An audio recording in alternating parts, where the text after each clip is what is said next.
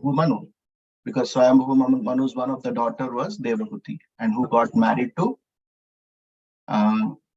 married to Kardama Muni, and from Kardama Muni came, they have 9 daughters and one son, who is the Supreme Personality of Godhead, Kapiladev. So then there are 2 other daughters, that is Akuti and Prashruti. So Akuti marries to Ruchi, and then they have a more offspring. But today we are going to discuss specifically about Prashruti, who is the 3rd daughter, who marries to Daksha. And that discussion, when he was explaining all the different genealogical, like it starts with the 4th canto, starts with the first chapter, starts with the genealogical table of daughters of Manu. So when he was explaining that, that time he told that there was some kind of like enmity that has happened. Like, no, not enmity. He explained that Sati gave up her body before attaining a mature age because her father Daksha offended Lord Shiva. So when that thing arises, so then curiosity comes to Vidura. Vidura is asking, why Daksha and Lord Shiva are both great personalities? Why they would actually do that? Why there would be a kind of, what do you say, how could their quarrel be so bitterly that Sati gave up her life? So that starts another chapter, that is 4.2, which is named as Daksha curses Lord Shiva. So Prasuti has 13 daughters, and Sati was one of them. So out of the 13 daughters, like Shraddha, Maitri, Daya, Shanti, Tushti, Pushti, Kriya, Unnati, Buddhi, Medha, Titiksha, Hri, and Murti, 13 daughters, they all married to Dharma. So, and then Swaha married to Agni. So there is the 14th daughter married to Agni. 15th daughter, like Swadha, married to all the Pitaras or the Pitas. And Sati married to Lord Shiva. So that is how it went. So Vidura's inquiry was there, and then from in that chapter, there is a description of what happened, which led to Daksha cursing Lord Shiva. So Daksha was doing a yajna, and that yajna, I think the special yajna he was doing. It is mentioned which yajna he was doing. There was a very special yajna. The reference was maybe there in the purport, but not here. So in the yajna, he called everyone, and when Daksha entered the assembly, Lord Brahma and Lord Shiva did not stand up to respect. Everybody stood up to respect. So when Daksha saw that that Lord Brahma is there, so he just paid obeisances because he is father of Daksha, so he paid obeisances. But he was very angry. Why Shiva, being son-in-law, did not get up and paid obeisances to him?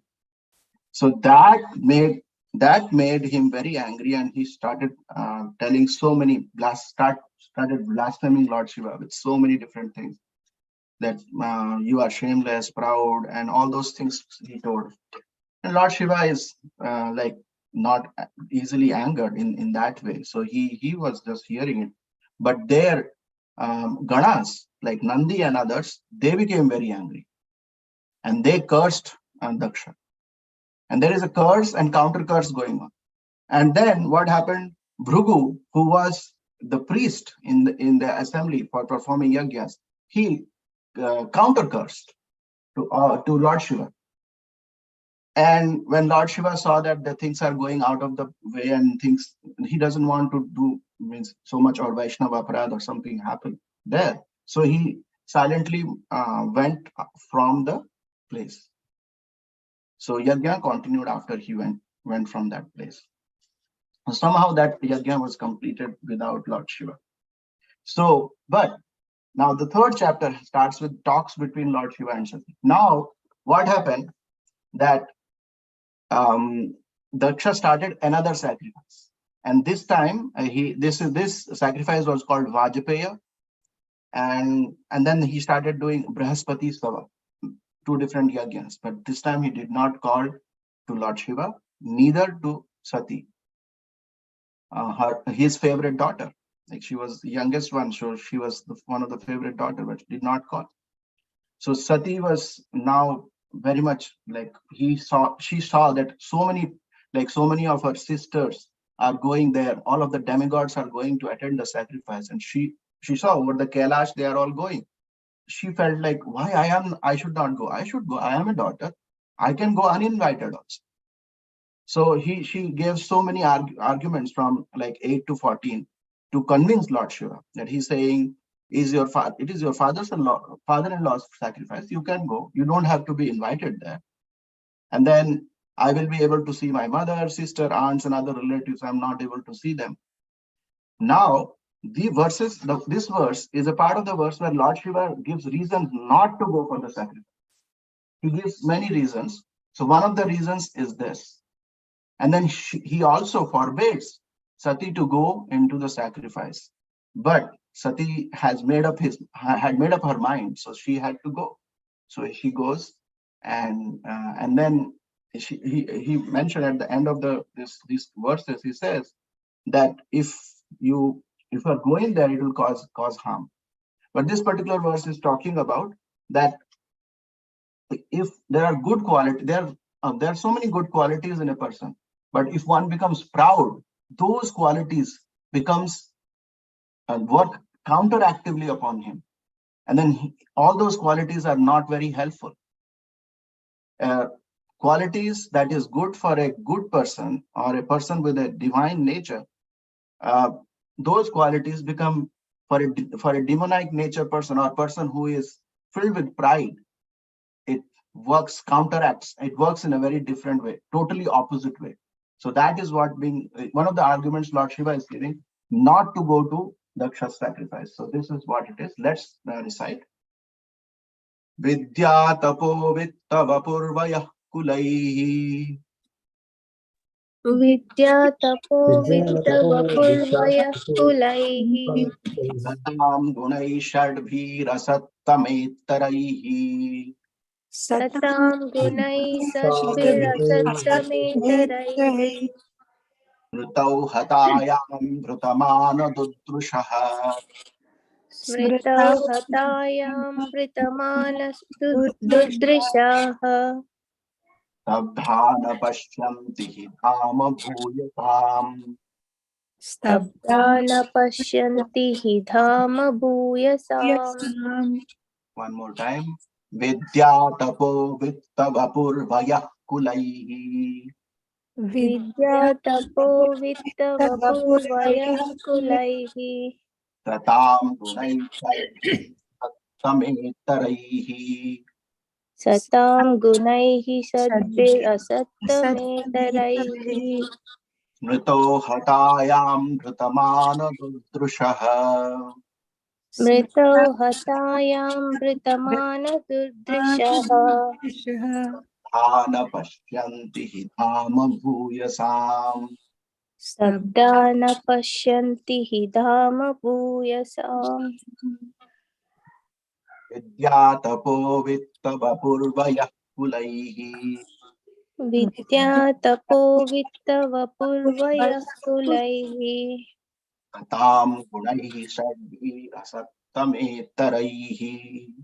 Satam gunaihi sadbirasattametaraihi. Smrito hatayam dhrutamana dudrushaha. Smritau hatayam vritamana durdrishaha.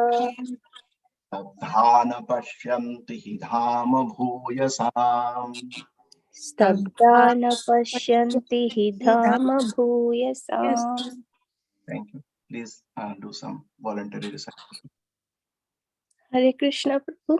Hare Krishna, please. Vidya tapo vitta vapurvaya kulaihi. Ya tapo Vidya tapo vidya vapur kalaihi. Tatam gunai sadbirasattametaraihi. Satam gunai sarvira satamatiraihi. Smritau hatayam vritamana dudrishaha.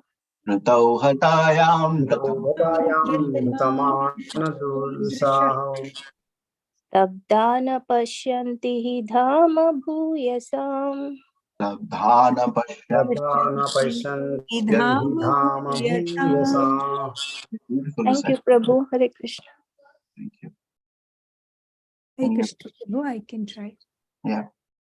विद्यातपो वित्तवपुर्वयः कुलैः विद्यातपोवित्तवपुर्वयः कुलैः सतां गुणेशद्भिरसत्तमेतरैः Satam तां गुणैस्तद्भिरसत्तमेतरैः सत्तं तिरैः स्मृतौ हतायां व्रतमान दुर्दृशः Mritau स्मृतौ हतायां हतायां मृतमानदुर्दशः विद्यमानदुर्दशाः स्तब्धा न पश्यन्ति हि धाम भूयसाम् Sabdhana. शब्दा न तथा न पश्यन्ति हि पश्यन्ति धाम धाम भूयसाम् भूयसा Beautifully said.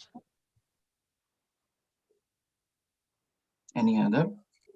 हरे कृष्ण प्रभु Hare Krishna. विद्यातपो वित्तवपूर्वयः कुलैः Vidyatapo वपुर्वयः कुलैः सत्तां गुणैः षड्भिः शतं यतैरैः Tatam सद्भिरसत्तमेतरैः स्मृतौ हतायां भृतमानदुर्दुषाः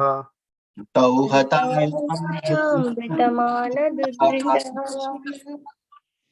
स्तब्धा न पश्यन्ति हि धाम भूयसाम् न पश्यन्ति हि धाम भूयसाम् Thank you so much. Thank you. So let's see this verse now. So these are six. So Sadbhi. So Sadbhi Satam Gunai. Satam Gunai is saintly persons. Sadbhi is six. What are the six gunas? That is Vidya, that is knowledge or education. Like Tapo is austerity, second thing. Then Vittaha is wealth. Vapuhu is the body, or you can say beauty of the body. Vayaha is the youth, because that time one is very beautiful and he has Kulaihi is in what heritage he has, where he was, which dynasty he was born, or the Kula, that is. So Satam, these six gunas are there. But if it is Asattamat Ektarahi, if these gunas are actually being, these gunas become fault if it goes to Asattametari, means Asatta people who are actually having opposite result. It becomes opposite result to them. Smrutau Hatayam. Smrutau Hatayam means whose mind, and mind is because of how it is. Smrutau Hatayam. Hatayam means killed actually. Smruta means the mind, or the intention in the mind. Bhrutamana Dadrusha. Bhrutamana Dadrusha is due to mana. Mana is pride. And it is all like, because of that, the mind is bewildered or lost. That is, that we can say. The power of discrimination, and one cannot see the power, cannot discriminate. Stabdha. Stabdha means he is already, like Stabdha means again proud. Because of proud, he is so much proud that he cannot even see things in a proper perspective. Na pashyanti hidhama bhuyasam. So he cannot see. What he cannot see? Dhama is also another meaning of Dhama is the glories. Bhuyasam means people who are having great qualities, great souls.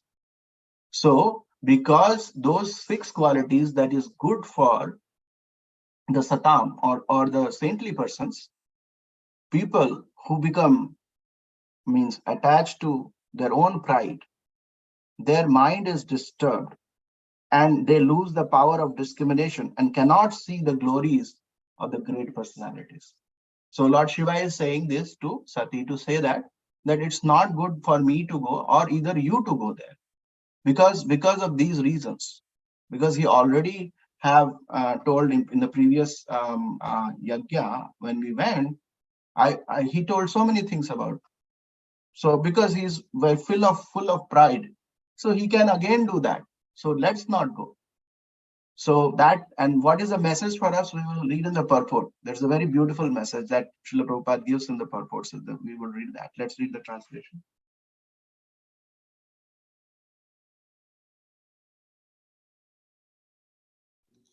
Hare Krishna Prabhu.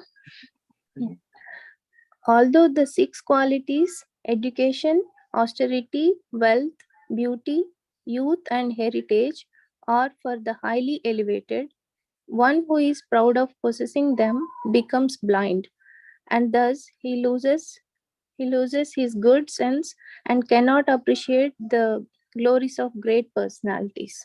Thank you, Prabhu. So here beautifully it says becomes blind. Like na pashyati here, cannot see. So becomes blind. So beautifully here in the translation comes. So let's read the purport. Hare Krishna. Hare Krishna.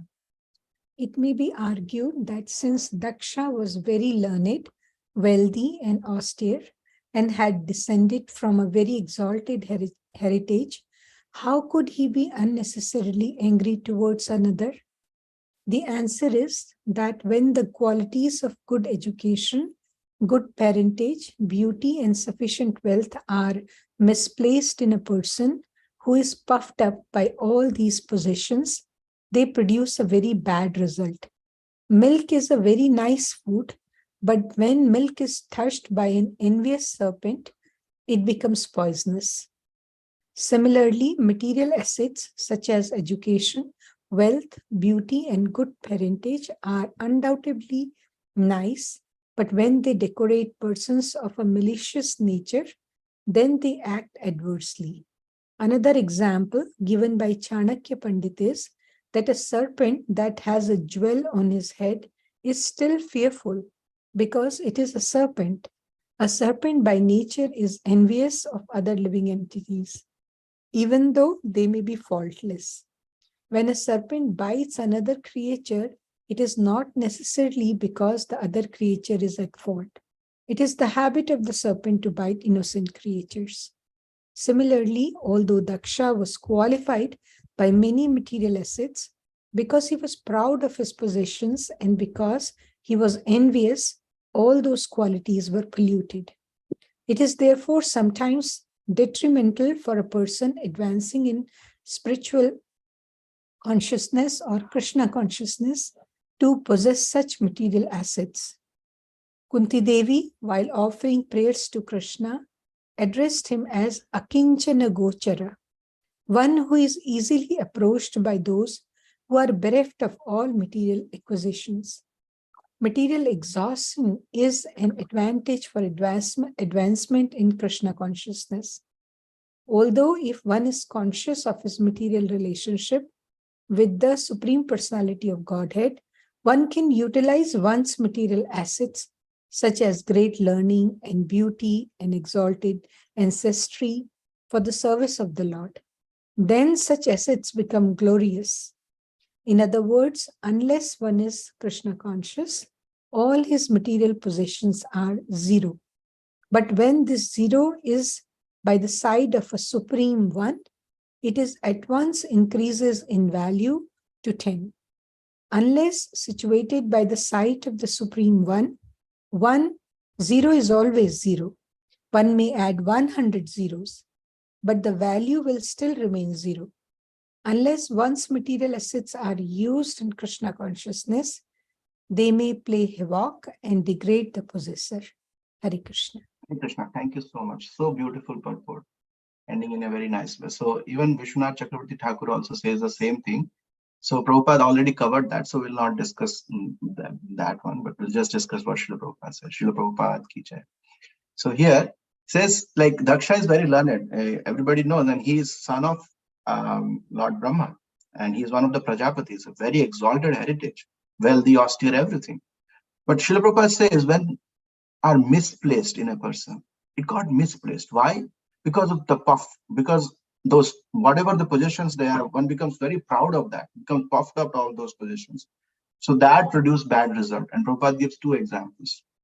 One example is even though milk is very nice, but when it is touched by a serpent, it becomes poisonous. Another example he gives is like what Chanakya Pandit gives. The example is about a snake which has that jewel on it. Why he should be worried? He should not be worried because he has jewel, he has everything, but still he is still fearful. And then if he sees some other living entities coming, he'll come and bite, whether it is coming for harm, reason of harm or something, or whether he's just passing by. There is a chance of biting. This is a fear biting. That's by nature of the serpent. So what changes are the nature in that? What is this example saying?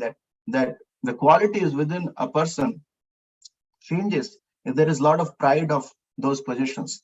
If one thinks that those possessions are not mine, that is of the Supreme Lord, and because of his mercy, I got those possessions in this lifetime, and I have to serve in that capacity or in that consciousness. Unless that consciousness is there, Srila Prabhupada says that everything is zero. Material possessions are zero. Unless one is Krishna conscious, all his material possessions are zero. So we can understand our situation and putting it there. But if if there is one on the side, then it becomes 10. That's Srila Prabhupada says, or it can become 1,000, or whatever zeros you can add, then it has some value. Otherwise, thousands of zeros will not have any value. So Srila Prabhupada ends here so beautifully. Unless one's material assets are used in Krishna consciousness, they may play havoc and degrade the possessor. The same qualities, which is very nice to see, it will degrade the person. And how? So that's why if Srila Prabhupada in between says that's why they're sometimes detrimental for a person advancing in Krishna consciousness. When they get all these possessions, there is a verse also which tells Sarvopadhi vinirmuktam tat paratvena nirmalam. So means Sarvopadhi vinirmuktam. So one has to go beyond different upadhis, and these are different characteristics which gives those upadhis within them, and one becomes proud of that. And if we understand that we are this body and these possessions are temporary, this is all given by the Lord. So then Lord is the proprietor. We are not the proprietor. For what we will have proud of? All these things which we possess now will be taken away by the time when the time comes. So for what we are so much having pride? So that's why Kunti Devi offers that akinchana gochara. You see, one who is easily approached by those who are bereft of all material acquisitions, because he doesn't have anything. So then he thinks about the Lord. But that's also not possible. Like there are so many people who doesn't have possessions, but do they think about the Lord? No. The right mood is required. The mood of bhakti is required. And then a bhakta, even if he attains different possessions like Prahlad Maharaj, like Dhruva Maharaj, he had all the possessions. But where was their mind? Like Ambarish Maharaj, their mind was always in Krishna consciousness. So that's why their life was successful. Even though having all those things, they are not attached to them. They are attached to the Lord. And that's how. And their consciousness is different. Srila Prabhupada says here, Krishna conscious, that consciousness should be diverted. And then says material exhaustion is an advantage in Krishna consciousness. Although if one is conscious, but if one is conscious of his eternal relationship, then he will not do this mistake. Even though being said, we are prone to, because we have conditioning, it's very easy to be falling in that trap. But if we understand, if you're conscious of our eternal relationship, whenever these kind of thoughts come to us, then we can properly, in the light of this verse, we can understand ourselves and the life of Daksha playing that role, and Lord Shiva telling to Devi Sati, we can understand what to do in that situation. So that is the message for all of us. So any other reflections? I'm going to pause here, and any reflections, any corrections are welcome.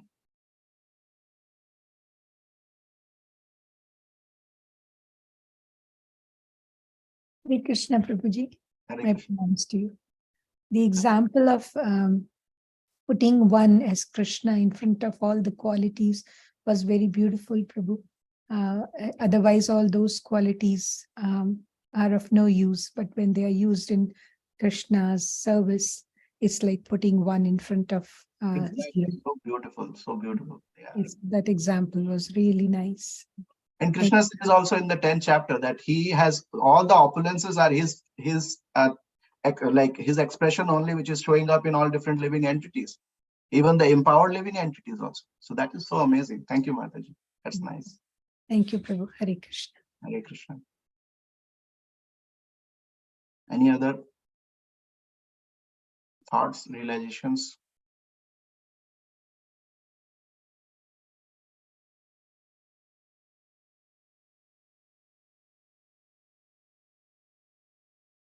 So these verses actually is like a churning of the ocean of our heart. It churns it and try to bring some nectar out of it.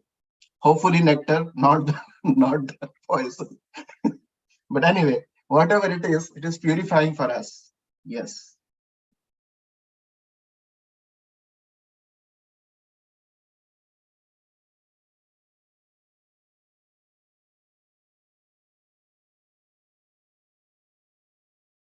And this is very clear. So I think it's all clear. So thank you so much. And I really appreciate everyone joining the call. And Vanchakalpatarubhyascha Kripa Sindhubhya cha Patitanam Pavanebhyo Vaishnavebhyo Namo Namah. Srimad Bhagavatam ki jai, Srila Prabhupada ki jai. And from this verse, we could learn that all the possessions are not ours. It's all Krishna's. He is the ultimate proprietor. And we should be conscious of that.